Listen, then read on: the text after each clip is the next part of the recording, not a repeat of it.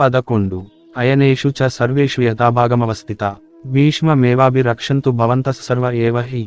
అందుకే గురువర్య, ఈ సమయంలో మనం అందరం కలిసి మా తాతగారు, మన సర్వసైన్యాధ్యక్షుడు అయిన భీష్ముని రక్షించుకోవాలి.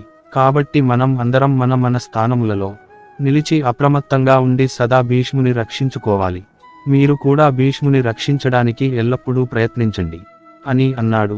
భీష్ముడు మహారథి, తనను తాను రక్షించుకోగలడు, అందులో సందేహము లేదు. కాని దుర్యోధనుని సందేహం అంతా ఒకవేళ మొదటి రోజే భీష్ముడు పడిపోతే తన పని అయిపోతుందని, తనలో ఉన్న ఆ కాస్తంత మనోధైర్యము, శైర్యము దెబ్బతింటుందని భయపడుతున్నాడు.